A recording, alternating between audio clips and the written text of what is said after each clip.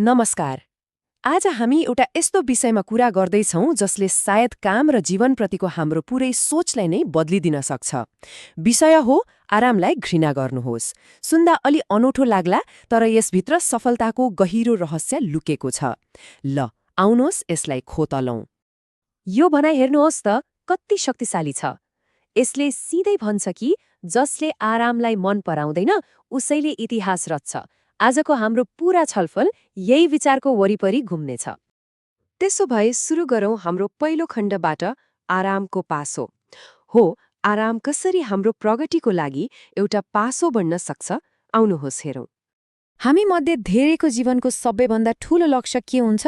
आराम। जिन्दगीभर काम गर्ने ताकि बुढेसकालमा आरामसँग बस्न पाइयोस्। तर के कहिले सोच्नु भएको छ, यही आराम खोज्ने सोचले नै हामीलाई अगाडि बढ्नबाट रोकिरहेको पो छ कि? स्रोत भन्छ, हो, यो एउटा मिठो पासो हो। जस्तै यी बुँदाहरूलाई हेरौँ न, सरकारी जागिर किन खाने? किनकि काम कम, आराम धेरै। महिनाभरि काम गर्ने र 31 तारिखमा आउने तलबको लागि मात्रै कुर्नु। जिन्दगीभर घुटिएर रिटायरमेन्टपछि आराम गर्ने सपना देख्नु। यी सबै त्यही आराम खोज्ने मानसिकताका उदाहरण हुन्, जसले हामीलाई ठूलो सपना देख्न र जोखिम मोल्नबाट रोक्छ। अब दोस्रो खण्डमा जाउँ। मेहनत त सबैले गर्छन्, तर के सबै मेहनत एउटै हुन्छ त? यहाँ हामी दुई फरक प्रकारका मेहनतबारे कुरा गर्नेछौँ, बाध्यताको र प्रेमको। यो स्लाइडले एकदमै प्रष्ट पार्छ। एकातिर छ बाध्यताको मेहनत, जुन केवल पैसाको लागि गरिन्छ, जहाँ काम र हाकिमलाई मनमनै गाली गरिन्छ। यसले पेट पाल्छ, गुजारा चलाउँछ। तर अर्कोतिर हेर्नुहोस् त, प्रेमको मेहनत, जुन कामप्रतिको लगाव र जोशले गरिन्छ। हो, यही मेहनतले हो साम्राज्य बनाउने। त्यही त, यो प्रश्न निकै महत्त्वपूर्ण छ। के सबै मेहनत बराबर हुन्छ? पक्कै पनि हुँदैन। यदि मेहनत मात्रै गरेर धनी हुने भए त सबैभन्दा धनी त दिनरात काम गर्ने मजदुर हुन्थे होला नि, होइन र? तर त्यस्तो हुँदैन। जब कुनै काम केवल पैसाको लागि, मन नलागी गरिन्छ, त्यसलाई वास्तविक मेहनत भन्न मिल्दैन। त्यो त एउटा बाध्यता हो, एउटा बोझ हो।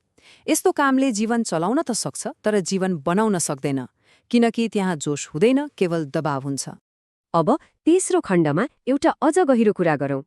पैसा ठूलो हो कि योग्यता? हाम्रो लक्ष्य के हुनुपर्छ? एकछिन यो प्रश्नमा सोचौँ त, के साँच्चै पैसाले नै मान्छेलाई सम्मान र योग्यता दिलाउँछ? समाजमा त यस्तै देखिन्छ, तर के वास्तविकता पनि यही हो? साँचो कुरा त के हो भने, पैसाले होइन, लगावका साथ गरिएको मेहनतले मान्छेलाई योग्य बनाउँछ। पैसा त गलत तरिकाले पनि कमाउन सकिन्छ, तर सम्मान र साँचो योग्यता त सही नियतले गरेको कामबाट मात्रै आउँछ। अब यो 10 करोडको उदाहरणलाई बुझौँ है। मानिलिउँ कसैको लक्ष्य 1 करोड कमाउनु छ, तर वास्तविक सफलता 1 करोड कमाउनु होइन। वास्तविक सफलता त त्यो 1 करोड कमाउने यात्रामा आफूलाई 10 करोड कमाउन लायकको बनाउनु हो। जब योग्यता कमाइभन्दा ठूलो हुन्छ, तब पैसा आफै पछि लाग्छ। ल अब हामी फेरि हाम्रो मुख्य शीर्षकमा फर्क्यौँ। आरामलाई घृणा गर्नुहोस्, यो महानता हासिल गर्ने बाटोको सबैभन्दा महत्त्वपूर्ण पाइला हो। त्यसो भए यो गर्ने कसरी त? यहाँ 3वटा सरल चरण छन्। पहिलो, आफ्नो आराम खोज्ने बानीलाई चिन्नुहोस्। दोस्रो, आफूले गरिरहेको काममा प्रेम खोज्नुहोस्, लगाउ बढाउनुहोस्। र तेस्रो, आरामलाई आफ्नो प्रगतिको सबैभन्दा ठूलो शत्रुको रूपमा हेर्न सुरु गर्नुहोस्। यो कुरालाई अझै गहिरोसँग बुझ्न एउटा निकै मार्मिक उदाहरण छ। टी-सिरिज जस्तो विशाल कम्पनीका मालिक, जससँग पैसाको कुनै कमी थिएन, तर उनले आफ्नो अथाह सम्पत्तिले पनि आफ्नी जवान छोरीलाई क्यान्सरबाट बचाउन सकेनन्। यो दुःखद घटनाले हामीलाई के सिकाउँछ? पैसाले सबै कुरा किन्न सक्दैन, जीवन किन्न सक्दैन। त्यसैले हाम्रो कामको उद्देश्य केवल पैसा कमाउनु मात्र हुनु हुँदैन, त्योभन्दा धेरै माथि हुनुपर्छ। एउटा ठूलो लक्ष्य हुनुपर्छ, जसले अरूको जीवनमा पनि केही राम्रो परिवर्तन ल्याओस्। र अब हाम्रो अन्तिम खण्डमा, यो मानसिकताले कसरी मानिसलाई कुनै पनि असफलताबाट उठेर आफ्नो साम्राज्य बनाउन सक्षम बनाउँछ, त्यो हेरौँ। यो भनाइको अर्थ एकदमै गहिरो छ। जब कुनै व्यक्ति पैसा कमाउने प्रक्रियामा आफूलाई यति धेरै योग्य बनाउँछ कि उसको योग्यता उसको सम्पत्ति भन्दा पनि ठूलो हुन्छ, तब उसलाई कसैले हराउन सक्दैन। उसको सबै सम्पत्ति खोसिए पनि ऊ फेरि शून्यबाट उठेर साम्राज्य खडा गर्न सक्छ, किनकि उसले पैसा होइन योग्यता कमाएको हुन्छ। हो, यो चार्टले त्यही कुरालाई देखाउँछ। जबसम्म कमाएको बार योग्यताभन्दा अग्लो छ, त्यो जोखिमपूर्ण छ। तर जब योग्यताको बार कमाईभन्दा माथि जान्छ, हो, तब मात्र एउटा बलियो र दिगो साम्राज्यको जग बस्छ।